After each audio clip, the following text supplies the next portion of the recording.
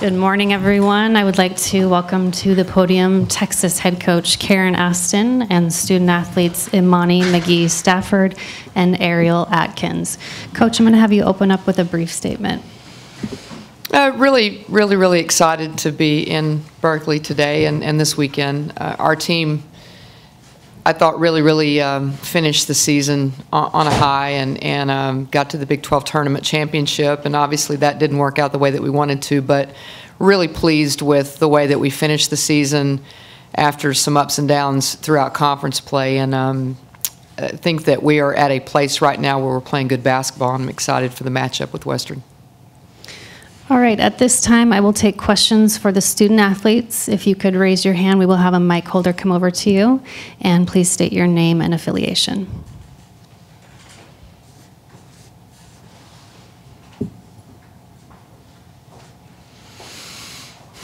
Hi, ladies. Janie McCauley from the Associated Press. How much did that trip, out to Stanford really, and that win right after they had beaten UConn really kind of propel, get your season off to a good start that might have helped, get things going? Okay. I think it really helped us build our confidence. It was early in the season, and for me as a young player, it was kind of trying to figure out our identity type thing. So once we won that, I feel like we came together and it really built our confidence. I just agree with what Ariel said. Stanford coming off that win against UConn, I think it just kind of solidified how good we could be if we worked that hard. And it kind of gave us a fearless mindset going through the preseason.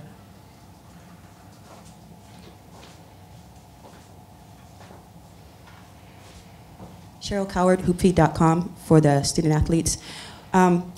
You guys kind of have a rough patch after Neko was out. For you, what was the biggest catalyst to get over that and finish off the season strong and get to the final of the Big 12 tournament? Neko going down was really hard for all of us, from the coaching staff to the players. She was more than just a great player, like she was a leader on the floor and in the locker room. So I think we all had to evaluate ourselves and what we could bring every day and how we could help replacing her. And we just had to buy in, so it took a little bit of time for us to all know what our roles are and do it. Yeah, when Neko went down, it was kind of hard for all of us because it wasn't just her leaving the team. It was about Neko being hurt. But as a team, we just came together and tried to fill in all the gray areas because she was a huge part of our team. So we just tried to stick together. Brad Stevens, Bowling Green Daily News. For those of us that haven't got to watch you play very often this year, kind of describe what you guys like to do on the court, and what do you think makes you guys a dangerous team in this tournament? I think our coaches instilled in us a very strong defensive mindset. So we try to play lockdown defense and rebound the ball very well. Our defense is what's supposed to fuel our offense. So we're getting better offensively, and throughout our last stretch of conference and tournament, we've gotten a lot better offensively, but at the end of the day, we're a defensive team. I agree with Imani. I feel like we're a defensive team. We try to make different hustle plays, and our mindset as a team, I feel, is what makes us who we are.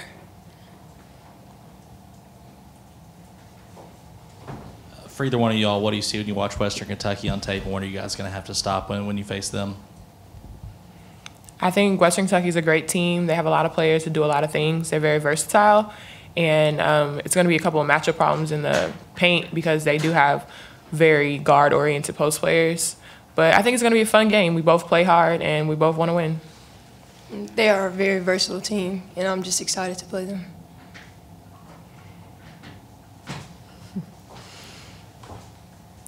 One for Ariel and then for Imani. You were coached by a former Longhorns player. How did that prepare you for kind of taking that step your first season at Texas? Well, being coached by her, she didn't even talk about choosing Texas or anything. She didn't want to push me into a certain direction, but she really talked to me about it's really a mental thing coming to college. You have to be prepared mentally because physically you can't prepare for it. So you just have to try to be mentally prepared for it. I see that is your family all still, a lot of them still in LA? Yes. And so how many people will be road tripping up here to cheer you on? I have a little handful of people coming. It's fun because I don't get to play at home often. I actually just saw somebody I went to middle school with who plays for the boys team, so it's just fun being home.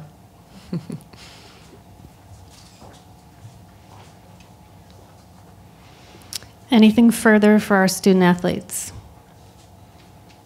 Okay, at this point, we'll go ahead and release you guys to the locker room. Thank you both very much, and we will take questions for Coach. Coach Chad Bishop, Bowling Green, WBKO TV. Give us a scouting report on Western, if you could. Well, I think the players, obviously, they're paying attention to film, so that's good for us. They are extremely versatile. Michelle has done a terrific job with that program. I know it's got a rich history with it, and I think she has stepped in there and clearly revived the program, and it's in a terrific direction. This particular team, I agree with our players, so they are listening. They do present matchup problems for us.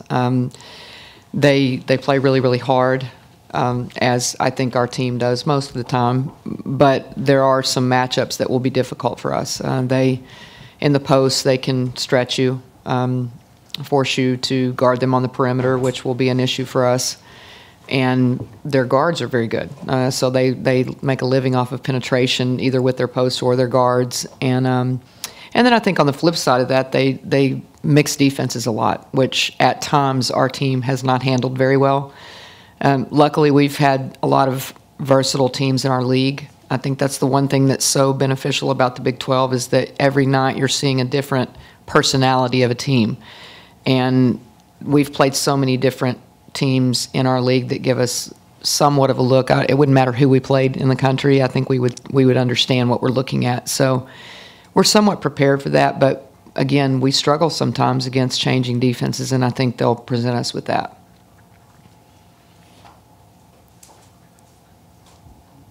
Coach, Western's had they'll have a 6-day layoff in between games. You guys will have a much longer layoff. How do you overcome that? What kind of things have you all been doing to stay fresh and avoid coming out rusty tomorrow? Well, it was a little bit less of a layoff than we had last year because we did play in the championship game. So because of the last leg of conference play for us, which included a difficult road trip to West Virginia and then turn around 24 hours later and play TCU in our last conference game, and then we went to the conference tournament, they needed somewhat of a break. So we gave them a little bit of a physical break for a few days, and then we got back at it. So we've periodically taken a few days off with a few days of practice. But I think it was good for them because, again, the last stretch of a really difficult league was hard on our team. So I wanted them to catch their breath and get excited about playing again, and I think that they are. Karen, looking back, these programs have played each other a lot, but not for a lot of years. Coach Conrad's on the trip, so she's reminded me of that. Okay, what did she? Oh, just the battles that they used to have and how fun it was to compete against Western and what rich tradition that they have, which I was in the league with them one year the 1 year I spent at North Texas, so I'm aware of their program. Their fan base is terrific. They're a fun team to play. Should be fun.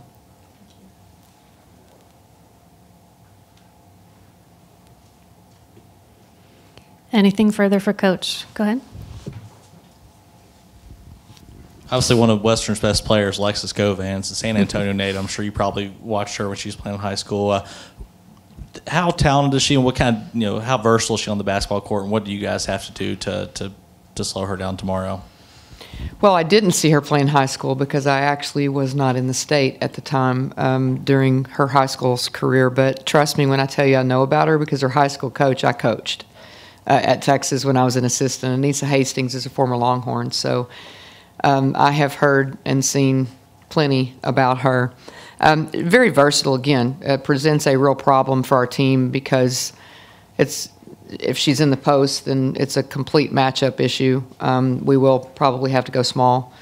And then her ability to move around positions. You sort of have to really be in tune with where she's at on the floor because she moves anywhere from the 1 to the 4. So luckily, again, I think that we can reflect back on a couple of teams in our league that have similar type players. I think the most impressive thing about her to me is her competitiveness. And I can reflect that back to her high school coach and not be surprised about how competitive she is. I'm sure she'll be ready to play. Karen, I know that November is a long time ago in the scope of a season, but that win at Stanford, what did it do for your team, and especially some of the young players who, as they said, this gave us a fearless type mindset going forward? Well, I think at the time we didn't quite know where we were. We felt like we had some pieces that we could put together, and to go out, obviously after they had just beaten UConn, but in particular just to go on someone's home court and break a winning streak, and it was exciting. I don't know that we can look back on that now because we're a totally different basketball team at this point, but I think it was a win that really gave them some confidence to go to UCLA 2 days later and win, and then come home and play a Tennessee at home and win that game. I think that win absolutely put them in the frame of mind to handle our non-conference schedule, because we had some daunting games ahead of us. And I think it gave them so much enthusiasm and confidence because they had done a lot last year, and we built on, I think that game showed us that we had built on our season from last year. Cheryl Coward, hoopfeed.com.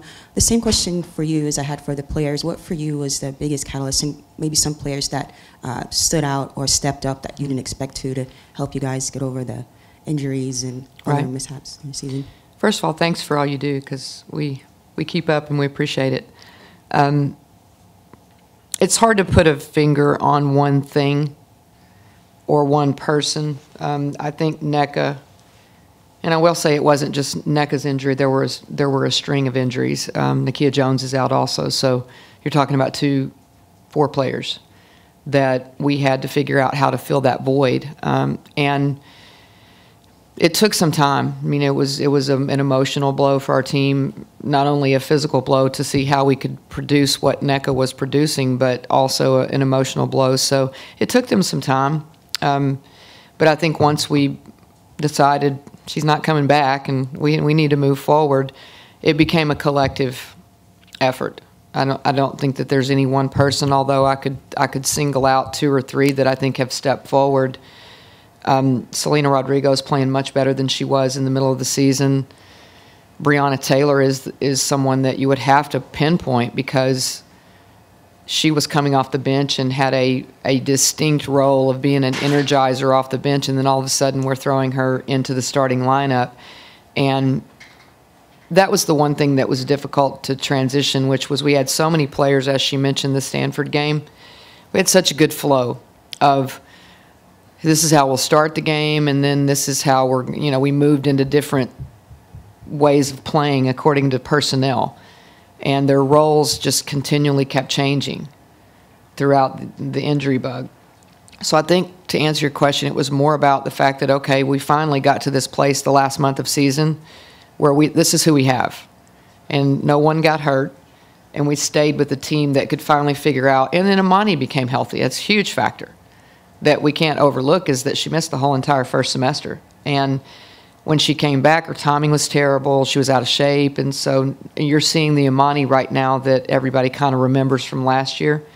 So all of that sort of started happening late in the conference season, which was Imani feeling better and then their roles getting established again. So I think it was just an establishment of roles. They got comfortable again, which is important for young people.